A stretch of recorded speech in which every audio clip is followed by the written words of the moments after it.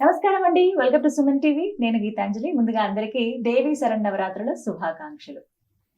అసలు దేవీ శరన్నవరాత్రులు మనం ఎందుకు జరుపుకుంటాం? ఈ నవరాత్రుల విశిష్టత ఏమిటి? ప్రత్యేకించి దుర్గా అమ్మవారు ఎలా ఆవిర్భవించారు? ఈ వివరాలు తెలుసుకుందాం. అలాగే నవరాత్రులు ఏ విధంగా మనం జరుపుకోవాలి? అఖండ దీపం వెలిగించాలా, కలశం పెట్టాలా, ఏ రోజున కదపాలి, అసలు ఈ 9 రోజుల పాటు ఎలాంటి నియమాలు పాటించాలి, వీటి గురించి వివరించేందుకు ప్రస్తుతం మనతో పాటు ఉన్నారు శ్రీ విద్యా ఉపాసకురాలు, లలిత పరివార్ ఫౌండర్, అలాగే ఎంతో మందికి లలిత ఎలా చదవాలి అనేది నేర్పిస్తున్నారు ఆన్లైన్ కోర్సుల ద్వారా. వారు ఉండడం రాయ్పూర్లో ఉన్నప్పటికీ భారతదేశంలో ఉన్న చాలా మందికి, ఇతర దేశాల్లో ఉన్న వాళ్ళకి కూడా ఆన్లైన్ ద్వారా నేర్పిస్తున్నారు. వారే అరుణా పేరి అమ్మగారు. వారితో మాట్లాడదాం, మరిన్ని వివరాలు తెలుసుకుందాం. అమ్మ నమస్కారం. శ్రీమాత్రే నమః. శ్రీమాత్రే నమః. ఎలా ఉన్నారమ్మా? బాగున్నానమ్మా. ముందుగా దేవీ శరన్నవరాత్రుల శుభాకాంక్షలు. మీకు కూడా నమ్మ శుభాకాంక్షలు. ధన్యవాదాలు చెబుతూ, మొదటి రోజున అమ్మవారు, ఈ నవరాత్రుల్లో మొదటి రోజు అమ్మవారు ఏ రూపంలో మనకి దర్శనమిస్తారు?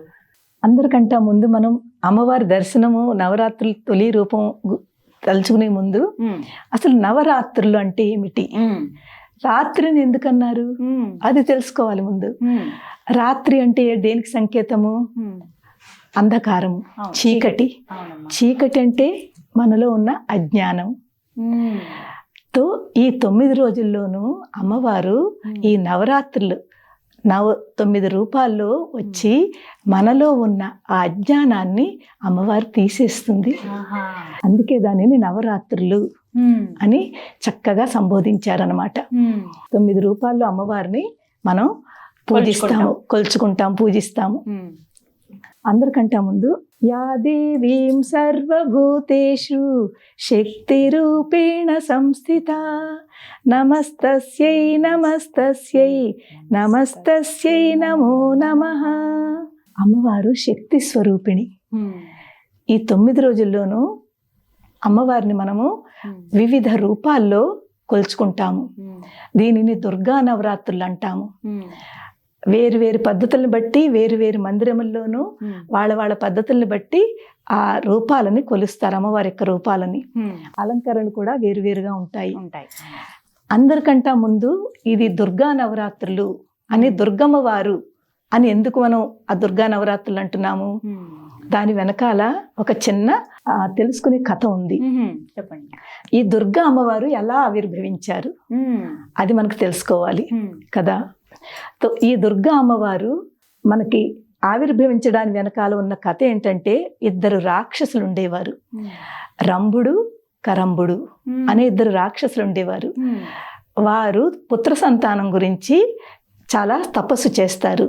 రంభుడేమో అగ్నిదేవుని తపస్సు చేస్తాడు, కరంబుడేమో నీళ్లలో నుంచి తపస్సు చేస్తాడు. ఆ కరంబుడిని మొసలి పట్టుకుని సంహరిస్తుంది. ఆ బాధ భరించలేక రంభుడు అనుకుంటాడు, ఇంకా నేను ఎందుకు జీవించాలని తను తపస్సు చేస్తూనే తనని తను మరణిద్దామని ప్రయత్నం చేస్తాడు. ఈ లోపల అగ్నిదేవుడు ప్రసన్నం అవుతాడు. నాయన ఏం కావాలి కోరుకో అంటాడు. ఈ రాక్షసుల యొక్క కోరికలమ్మ చాలా విచిత్రంగా ఉంటాయి. అంటే వాళ్ళ కోరికలు, వాళ్ళ పనులు అన్ని విచిత్రంగానే ఉంటాయి. ఈ రంభుడు అంటాడు, నాకు పుత్ర సంతానం కావాలి, అజేయుడు అవ్వాలి, మహా పరాక్రమశాలి, బలవంతుడై ఉండాలి, అలాంటి పుత్రుడు కావాలి అని కోరుకుంటాడు. అగ్నిదేవుడు తథాస్తు అంటాడు. ఈ రంభుడు అక్కడి నుంచి బయలుదేరేస్తాడు. అగ్నిదేవుడు ఇంకొకటి చెప్తాడు, ఎవరి మీదైతే నీ తొలి కామదృష్టి దేని మీద పడుతుందో దాని ద్వారా నీకు పుత్ర సంతానం కలుగుతుంది. కామదృష్టి ఎవరి మీద పడుతుందో దాని ద్వారా నీకు పుత్ర సంతానం కలుగుతుంది అని. రంభుడు అక్కడి నుంచి బయలుదేరి వస్తూ ఉండగా ఆ రంభుడి యొక్క కామదృష్టి ఒక మహిష మీద పడుతుంది. మహిష అంటే గేదె. మహిష మీద పడుతుంది. ఎప్పుడైతే ఆ కామదృష్టి పడిందో అది గర్భవతి అవుతుంది. ఆ మహిష నుంచి పుట్టిన ఒక రాక్షసుడి పేరు మహిషాసురుడు. తో ఆ మహిషాసురుడు కూడా చాలా, ఎందుకంటే వరం పొందాడు కదా, అజేయుడై ఉండాలి, చాలా పరాక్రమశాలి, బలవంతుడు. తో అతను కూడా తపస్సు చేస్తాడు బ్రహ్మగారిని. బ్రహ్మగారి గురించి గొప్ప కఠోరమైన తపస్సు చేస్తాడు. తపస్సు చేస్తే బ్రహ్మగారు ప్రత్యక్షమయ్యి నాయన నీకు కోరిక ఏమిటి చెప్పని అడుగుతారు. వాడు కూడా చాలా విచిత్రమైన కోరిక, నాకు మరణం ఉండకూడదు, నేను మరణించకూడదు అని కోరుకుంటాడు. బ్రహ్మగారు అంటారు, పుట్టిన ప్రతి మనిషి కూడా మరణించక తప్పదు, మరణం మాత్రం ఉంటుంది, ఇంకేదైనా కోరుకో అంటారు. అప్పుడు వాడు ఆలోచించి ఏ పురుషుడు చేతిలోనూ నేను మరణించకూడదు. ఎందుకలా అన్నాడు? మహిషాసురుడి దృష్టిలో స్త్రీ అంటే అబల. స్త్రీ ఏమిటి చంపుతుంది? స్త్రీలో శక్తులు ఏముంటాయి? చేయలేదు కదా. స్త్రీ అబల కాబట్టి దానిలో ఏ శక్తి ఉండదు. అందు గురించి స్త్రీని వదిలేశాడు. స్త్రీ మాట ఎత్తకుండా ఏ పురుషుడి చేతిలోనూ నేను మరణించకూడదు అని కోరుకుంటాడు. బ్రహ్మగారు వరం ఇస్తారు. అప్పటి నుంచి ఇంక వాడిలో ఒక రకమైన గర్వము, పౌరుషము, కోపము అన్నీ పెరిగిపోతాయి. ఎందుకంటే మంచి వరం దొరికింది, ఎవరినైనా తను సంహరించచ్చు, ఎవరి మీదైనా జయం పొందొచ్చు. ఏం చేస్తాడు? పూర్తి స్వర్గాధిపతి అయిన ఇంద్రుడి మీదకి, దేవతల మీదకి అతను వెళ్తాడు. వెళ్ళి అందరినీ కూడా చాలా కష్టాలు పెడతాడు, చాలా బాధలు పెడతాడు. ఆ స్వర్గాన్నంతా కూడా తను ఆధిపత్యం తీసేసుకుంటాడు. ఇంద్రుని ఓడించి స్వర్గాన్ని తన చేతిలోకి తీసుకుని అక్కడ స్వర్గాధిపతి కింద కూర్చుంటాడు. పాపం ఈ దేవతలందరూ కూడా చాలా బాధపడుతూ, ఎందుకంటే వాళ్ళ దగ్గర ఏ పోస్టు లేదు, ఏ పొజిషను లేదు. అందరూ కూడా ఏమీ లేకుండా ఈ బ్రహ్మగారి దగ్గరికి, విష్ణువు దగ్గరికి, శివుడి దగ్గరికి వస్తారు. ముగ్గురిని ప్రార్థిస్తారనమాట. మాకు ఇలాగా జరుగుతోంది, మీరు ఏదైనా మాకు దారి చూపించండి, మా ప్రార్థనను మన్నించి మాకు ఒక చక్కటి దారి చూపించండి అని మొక్కుకుంటారు. ఎప్పుడైతే శివుడు, బ్రహ్మగారు, విష్ణువు ఇదంతా చూస్తున్నారో పూర్తి బ్రహ్మాండం అంతా అల్లకొల్లోలం అయిపోయింది. అందరినీ కూడా ఎలాగ బాధ పెట్టాలో అస్తవ్యస్తం చేసేసాడు బ్రహ్మాండాన్ని. ఇంకా నేను తప్ప ఇంకెవరూ లేరు అనే స్థితికి వచ్చేసారనమాట.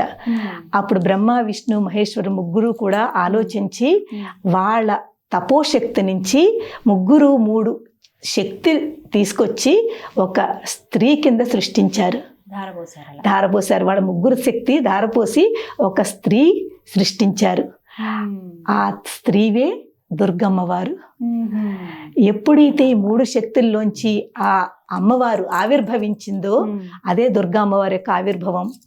ఎప్పుడైతే అమ్మవారు ఆవిర్భవించిందో చాలా అందంగా మహాశక్తితోటి, ఎంతో శక్తితోటి చూస్తున్న వాళ్ళందరూ కూడా ఆశ్చర్యపోతున్నారు. ఈ రూపం ఏమిటి, ఈ శక్తి ఏమిటి, పవర్ ఏమిటి అని చెప్పి అక్కడున్న దేవతలు అందరూ కూడా ఆ అమ్మవారికి తన అస్త్రశస్త్రాలు అందిస్తున్నారు. అమ్మవారు 18 చేతులతోటి ఆవిర్భవించారు.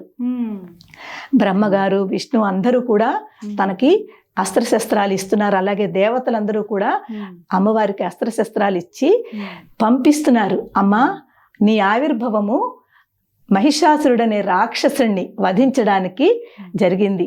నువ్వు తప్పకుండా తన మీద యుద్ధం చేసి నువ్వు ఆ యుద్ధం మీద విజయం పొందాలి అని చెప్పి ఆశీర్వచనం ఇచ్చి అమ్మగారికి చెప్తారు. ఆ దుర్గమ్మవారు ఏం చేస్తుంది?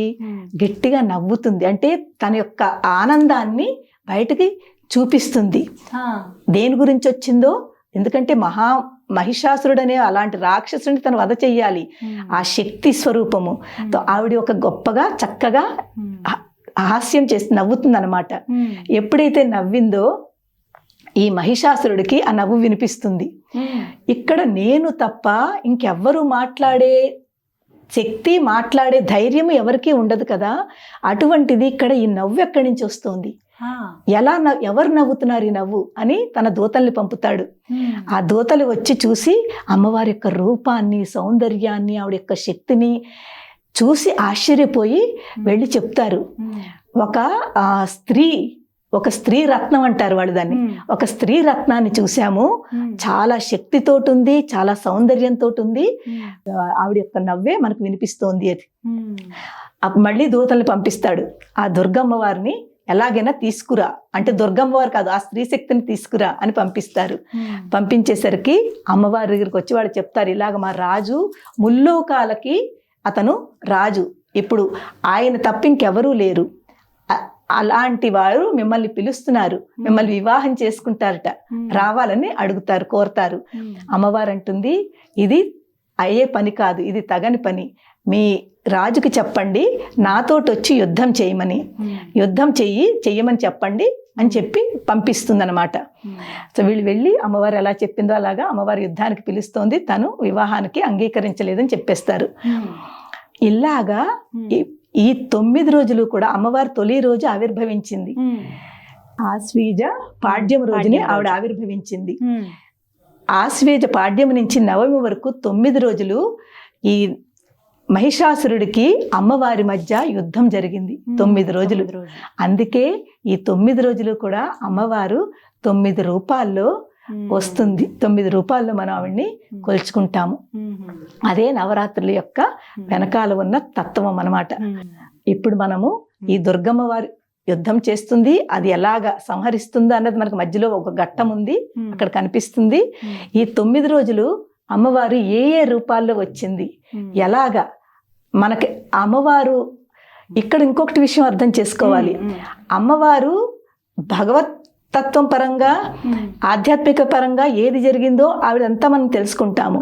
కానీ మన వైపు కూడా ఆలోచించుకోవాలి, అమ్మవారు మనకి ఏం చెప్తోందా, ఏ మెసేజ్ ఇస్తోందా, మనలో మనం ఏం చెయ్యాలి. అమ్మవారు చేస్తున్న 2 కోణాలు, ఒక కోణం అమ్మవారి తరఫు నుంచి అయితే, రెండో కోణం మన తరఫు నుంచి ఆలోచించుకోవాలి. అప్పుడే దాని యొక్క ఆ భావన, మనం చేస్తున్న పూజకి అర్థము. అంతేకాని దుర్గా నవరాత్రుల్లో ఒక పుష్పం పెట్టేశాము, ఒక అక్షంతలు వేసేసాము, ఇది కాదు. అర్థం చేసుకోవడము, ఆ తత్వం వెనకాల మనకి ఏమిటి మెసేజ్ దొరుకుతోంది, దానిని మనం ఎలా పాటిస్తున్నాము, ఈ 9 రోజులు ఎలా మనం పాటిస్తున్నాము. ఎప్పుడైతే ఇది తెలుసుకుని, ఈ అర్థం తెలుసుకుని పూజ చేస్తామో తప్పకుండా పూజ ఫలిస్తుంది. ఈ విధంగా 9 రోజుల పాటు అమ్మవారిని మనం పూజించుకోవచ్చు కదమ్మా. అవునమ్మా. అయితే ఇక్కడ సందేహం ఏంటంటే, పీఠం పెట్టుకోవాలా, కలశం ఖచ్చితంగా పెట్టాలా, అఖండ దీపం ఖచ్చితంగా పెట్టాలా అని కొంతమంది అడుగుతూ ఉంటారు. అసలు వాటికి ఏమైనా నియమాలు ఉన్నాయా, నవరాత్రులు ఎలా జరుపుకోవాలి, ఎలా పూజించాలి అమ్మవారిని అని అంటే ఏం చెప్తారు? చూడండి అమ్మ, చాలా మంచి ప్రశ్న వేశారు. ఇది మనం అనుకునే ఒక సంకల్పాన్ని బట్టి ఉంటుంది. ఇలాగే చెయ్యాలని ఏమీ లేదమ్మా, ఓన్లీ కలశమే పెట్టి చెయ్యాలి తప్పదా, అలాగేం కాదు. పీఠం పెట్టాలా, అది కూడా కంపల్సరీ కాదు. కానీ దేవి ఉపాసకులని వాళ్ళు ఉంటారు, వాళ్ళకి ఆల్రెడీ వాళ్ళ పూజా విధానం ఉంటుంది. దాన్ని బట్టి నవరాత్రుల్లో వాళ్ళు ఈ 9 రోజులు నేను ఉపవాసం ఉంటాను, నేను ఇలా చేస్తాను అని వాళ్ళు సంకల్పించుకుంటారు పూజ ముందు. అలా చేస్తారు వాళ్ళు. కానీ అందరూ ఇలా చేయలేరు కదమ్మా, అందరూ అలాగే చెయ్యాలని ఏమీ అక్కడ మనకి రూల్ లేదు. అలా అవన్నీ పెట్టుకోకుండా కూడా నార్మల్గా చాలా సింపుల్ వేతో అమ్మవారికి పంచోపచారము, షోడశోపచారము. పంచోపచారం అంటే గంధం, పుష్పం, ధూపం, దీపం, నైవేద్యం. ఓన్లీ 5 అంతే. ఈ 5 అమ్మవారి అంటే మనం ఏ అమ్మవారైనా కూడా అమ్మ గంధం సమర్పయామి, మంత్రాలు కూడా అక్కర్లేదమ్మా. పుష్పం సమర్పయామి, ధూపం సమర్పయామి, దీపం సమర్పయామి, నైవేద్యం. చక్కగా పెట్టేది కూడా భక్తితోటి. అమ్మవారి భక్తిని చూస్తుంది, మీరు ఎంతలా చేస్తున్నారని చూడదు, భక్తి చూస్తుంది. అలా చేస్తూ పంచోపచార పూజ అయిపోయింది. చక్కగా అష్టోత్తరము జసా మనకు 9 రోజులు 9 అలంకారాల అమ్మవారిని మనం పూజిస్తాము. తొలి రోజు బాలా త్రిపుర సుందరి, అలాగే రెండో రోజు మనకి దుర్గమ్మవారి, అలా పూజిస్తాం కదా. అష్టోత్తరాలు ఉన్నాయి, అన్నింటికి ఉన్నాయి. బాలా త్రిపుర సుందరి అష్టోత్తరము, వీలుంటే అష్టోత్తరం చదువుకోండి. అది కూడా లేదనుకోండి, చాలా చిన్నది. ప్రథమం శైలపుత్రీ చ, ప్రథమం శైలపుత్రీ చ, ద్వితీయం బ్రహ్మచారిణి, ద్వితీయం బ్రహ్మచారిణి, తృతీయం చంద్రఘంటేతి, తృతీయం చంద్రఘంటేతి, కూష్మాండేతి చతుర్థకం, కూష్మాండేతి చతుర్థకం, పంచమం స్కందమాతేతి, పంచమం స్కందమాతేతి, షష్టం కాత్యాయనీతి చ, షష్టం కాత్యాయనీతి చ, సప్తమం కాళరాత్రీతి, సప్తమం కాళరాత్రీతి, మహాగౌరీ చమష్టమం, మహాగౌరీ చమష్టమం, నవమం సిద్ధదాత్రీ చ, నవమం సిద్ధదాత్రీ చ, నవదుర్గాం ప్రకీర్తితాః, నవదుర్గాం ప్రకీర్తితాః. ఈ శ్లోకం అమ్మ అంటే ఈ 9 రోజుల్లోనూ 9 రూపాల్లో అమ్మవారు వస్తుంది. ఈ శ్లోకం చదువుకుంటే చెప్పలేని ఎనర్జీ, ఆ పవర్ అంతా మనలో వస్తుంది. చదువుకుంటేనే ఎనర్జీ వచ్చేస్తుంది.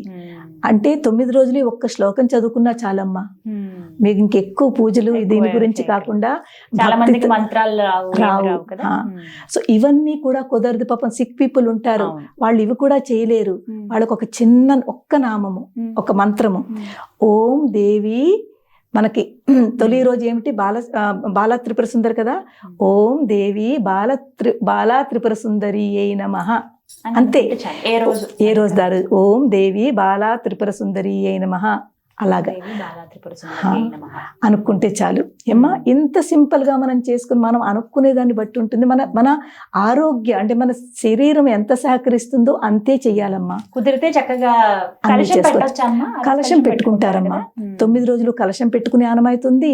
అఖండ జ్యోతి అంటే 9 రోజులు కూడా అది పూర్తిగా చక్కగా జాగ్రత్తగా వెలుగుతూ ఉండేలాగా 24 గంటలు రాత్రి కూడా వెలుగుతూ ఉండేలాగా అఖండ జ్యోతి పెట్టుకుంటారు. అలాగే అమ్మవారిని ఇలాగా 9 రోజులు కూడా అలంకరిస్తారు. ఒక్కొక్క రోజును ఒక్కొక్క అలంకరణతో అలంకరిస్తారు. అలంకరించి చక్కగా నైవేద్యం అది పెడతారు. అది పద్ధతుల్ని పెట్టి, కానీ అలాగే చెయ్యాలని మాత్రం లేదు తల్లి. నేను చెప్తున్నాను కదా, భక్తితోటి ఒక పుష్పం పెట్టి ఒక నామం చదవండి. ఏమీ రాకపోతేనమ్మా అందరూ అమ్మవారే కదా. శ్రీమాత్రే నమః, శ్రీమాత్రే నమః, శ్రీమాత్రే నమః. అంతేనమ్మా. నిజం చెప్తున్నాను. నేను చాలా మందికి మా క్లాసెస్లో ఇదే చెప్తాను. అమ్మ మీరు ఏమీ రాదని బాధపడద్దు. ఇలాగే శ్రీమాత్రే నమః అదొక్కటే వచ్చుకోండి చాలు, ఇంకేం అక్కర్లేదు. అంతకంటానమ్మా, అంతా ఆవిడే కదా. ఈ 9 రోజులు కూడానమ్మా అమ్మవారు ఆవిర్భవించిన రోజు నుంచి ప్రకృతిలో దివ్యమైన శక్తులు ఉంటాయి. ఎంత చక్కటి ఆ శక్తులు ఉంటాయంటే, ఎందుకంటే ప్రకృతి అంటేనే అమ్మవారు. 9 రోజులు కూడా ఆ శక్తులు ఎంత ఎక్కువ యాక్టివ్గా ఉంటాయి, చాలా యాక్టివ్గా ఉంటాయి. ఎప్పుడైతే మనం ఇంట్లో ఒక దీపం పెట్టి అమ్మవారి నామస్మరణ చేస్తున్నామో, ఆ బయట ఉన్న ప్రకృతికి మన ఇంట్లో మనకి ఆ కనెక్టివిటీ పెరుగుతుంది, కలుస్తాయి. ఇక్కడ ఉన్న ఈ శక్తులు మనం ఏదైతే మంత్రాలతో చేస్తున్నామో ఆ మంత్రాల నుంచి వచ్చే వైబ్రేషన్స్ శక్తి బయట శక్తులు కలుస్తాయి. కలిసి పూర్తి ఆ వాతావరణం అంతా కూడా చాలా శక్తివంతం అయిపోతుంది. మనకి, మన సొసైటీకి, మన రాష్ట్రానికి అంతా కూడా చాలా మంచి పాజిటివిటీ తీసుకొస్తుంది. అదనమాట. చేయటం వల్ల ఇవన్నీ అంతా. ఒక సందేహం, ఒకవేళ ఇలా కనీసం పీఠం కూడా పెట్టలేకపోయామండి, ఫోటోకి కూడా మేము పూజించుకునే అవకాశం లేదు అనేవాళ్ళు ఉట్టిగా ఉపవాసం ఉంటే చాలా, ఆ 9 రోజులు ఎలా చేసుకోవాలి? మానస పూజ. ఎంత చక్కటి క్వశ్చన్ అడిగారు. మానస పూజ ఇవేమీ అక్కర్లేదమ్మా. ఇక్కడుంది అమ్మవారు, ఇక్కడుంది. మీరు ఏమి ఫోటో వద్దు, పువ్వులు వద్దు, అలంకారాలు వద్దు, నైవేద్యాలు వద్దు. ఇక్కడ మానస పూజ చేసుకోవాలి. ఇక్కడ పంచోపచార పూజ కూడా ఇక్కడే జరుగుతుందమ్మా. ఇది చాలా తక్కువ మంది చెప్తారు. నేనైతే మానస పూజ ఎక్కువ చేస్తాను. చాలా ఈ పూజల కంటే ఈ పూజలకి ఎక్కువ ప్రాధాన్యత ఇయ్యను, కానీ మానస పూజ చాలా చేస్తాను. ఏంటంటే ఇది పృథ్వీతత్వము, మనకి మూలాధార చక్రం. లం పృథ్వీ తత్వాత్మికాయై శ్రీ లలితా మహాత్రిపుర సుందరి దేవ్యై నమః గంధం సమర్పయామి. ఇక్కడి నుంచి గంధం అర్పిస్తాను. దాని తర్వాత హం ఆకాశ తత్వాత్మికాయై శ్రీ లలితా మహాత్రిపుర సుందరి దేవ్యై నమః పుష్పం సమర్పయామి. యం వాయు తత్వాత్మికాయై శ్రీ లలితా మహాత్రిపుర సుందరి దేవ్యై నమః ధూపం సమర్పయామి. రం తేజో తత్వాత్మికాయై శ్రీ లలితా మహాత్రిపుర సుందరి దేవ్యై నమః దీపం సమర్పయామి. వం అమృత తత్వాత్మికాయై శ్రీ లలితా మహాత్రిపుర సుందరి దేవ్యై నమః అమృత నైవేద్యం సమర్పయామి. సం సర్వతత్వాత్మికాయై శ్రీ లలితా మహాత్రిపుర సుందరి దేవ్యై నమః తాంబూలాది సర్వోపచారం సమర్పయామి. అయిపోయింది అమ్మవారి పూజ. ఎంత సింపుల్ గానో. మీ దగ్గర ఏమీ లేవు, అస్సలేం అక్కర్లేదు. మనలో ఉన్న ఈ ఏదైతే మన ఇంద్రియాలు ఉన్నాయో, మన చక్రాలు ఉన్నాయో, ఇక్కడే అమ్మవారు ఉంది. తో ఒక్కొక్క ఇంద్రియంతో అమ్మవారికి సమర్పణ. ఎంత ఈజీ చెప్పండి. చాలమ్మా. దానికంటే ఎక్కువ ఫలితం దీనికి కలుగుతుంది. నన్ను నమ్మండి, ఎందుకంటే నేను చేస్తాను. నాకు ఈ పూజతోటి ఎక్కువ నాకు ఆ అమ్మవారి యొక్క కనెక్టివిటీ పెరుగుతుంది. అంటే ఇలా ఎప్పుడైనా ఏ సమయంలో అయినా ఇలా చేసుకోవచ్చా? తప్పకుండా నేను ట్రైన్లో కూడా ఇలా చేస్తాను. ఎందుకంటే ట్రైన్లో ఇవన్నీ ఉండవమ్మా. జర్నీలో ఉంటాను, ఫ్లైట్లో ఉంటాను, ఇవేమి ఉండవు మనకి. మనం తప్పకుండా మన లోపల ఉన్నదే అమ్మవారికి మనం సమర్పించుకుంటూ భక్తితోటి, ఆవిడ చూసేది ఇదే చూస్తుంది, ఇవన్నీ ఆవిడకి అక్కర్లేదు, నువ్వు ఎంత భక్తితో చేస్తున్నావు అన్నది కావాలి. చక్కగా ఇలా అయితే చాలా చక్కగా చాలా చేసుకోవచ్చు నవరాత్రులు. ఇది ఇవన్నీ పోనీ లవం పృథ్వీతత్వాయక ఇవన్నీ అనుకోవడం కూడా రాదనుకోండి. ఇక్కడి నుంచే అమ్మా నా సర్వస్వము నీకు ఇస్తున్నాను, నేనే నన్ను నీకు సమర్పించుకుంటున్నాను, నన్ను నీకు సమర్పించుకుంటున్నాను అని చెప్పి శ్రీమాత్రే నమః అంతే, నన్ను నీకు సమర్పించుకుంటున్నాను అంటే ఇది సరెండర్, నా సమర్పణ నీకు ఇచ్చేసాను, నువ్వు ఏది అనుకుంటే అది అనుకుని అమ్మా శ్రీమాత్రే నమః నన్ను నీకు సమర్పించుకుంటున్నాను అంతే. ఇది ఒక్కటి చాలు. ఈ ఒక్క ఎవరైనా అనుకోవచ్చు, ఎవరికైనా సులువే, ఇది చాలా సులువు. పెద్దవాళ్ళైనా దానికంటే ఎక్కువ దీనికి అమ్మవారు చాలా చాలా గమ్ముని పలుకుతుంది. ఒక్క సందేహం, ఒకవేళ అప్పుడు ఏమన్నా ఆడవారికి పీరియడ్స్ టైంలో అలాంటి సమయం నవరాత్రుల్లో అడ్డంకి వచ్చింది అనుకోండి, అప్పుడు అసలు అమ్మవారిని ఎలా తలుచుకోవచ్చా? అమ్మవారిని మనసులో తలుచుకోవచ్చమ్మా, తప్పేమీ లేదు. మనము దీపం పెట్టము, పూజ చెయ్యము, ఇలాంటివి చేయం కాబట్టి పవిత్రము. ఎందుకంటే మనము ఈ టైంలో వేరేగా మన యొక్క బాడీ అంతా కూడా వేరే రకంలో ఉంటుంది కాబట్టి మనము ఈ పూజలు అది చెయ్యము. కానీ మనసులో తప్పకుండా అమ్మవారిని తలుచుకోవచ్చును.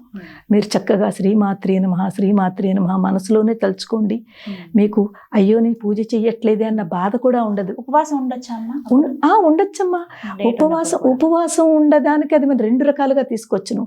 ఒకటి ఆధ్యాత్మిక పరంగా నేను ఈరోజు ఉపవాసం ఉంటాను అనేది, ఒకటి శారీరకంగా సైంటిఫికలీ కూడా మనకు ప్రూఫ్ చేశారు ఉపవాసం మన శరీరానికి ఎంత మంచిదో. ఆ ఉపవాసం చేస్తే కూడా అమ్మవారు మీది తప్పకుండా వింటుంది, తప్పకుండా చేయొచ్చు. ఒకవేళ ఇప్పుడు 5 రోజులు కదమ్మా, 5 రోజుల తర్వాత మనం పూజ 4 days ఏనమ్మా, 5th day చేసుకోవచ్చు. 5వ రోజు చేసుకోవచ్చు, 4 రోజులే. ఇప్పుడు ఆఖరి 3 రోజులు అలా చేసుకోవచ్చా? తప్పకుండా మధ్యలో వస్తాయమ్మా మన ఆడవాళ్ళకి. ఎందుకంటే ఇది కూడా అమ్మవారే, ఆవిడ అన్ని చూస్తోంది, ఆవిడ అన్ని వింటుంది. కొంతమంది అయితే అంటారు అసలు మీరు ఎందుకు ఇవన్నీ పాటిస్తున్నారు, అమ్మవారే కదా ఆవిడే చూసుకుంటుంది అని కొంతమంది చేస్తారు. అది అలా చేసేవాడు కూడా ఉన్నారు. కానీ ఓన్లీ 4 days మీరు ఆపి 5th day నుంచి, అంటే ఫస్ట్ 1-2 రోజులు చేసిన తర్వాత అడ్డంకి వచ్చింది అనుకోండి, ఆ 4 రోజులు ఆగి 5వ రోజు నుంచి యాజ్ యూజువల్ గా ఎలా ఉందో అలా చక్కగా చేసుకోండి. ఆఖరి 3 రోజులు కూడా చేసుకోవచ్చు.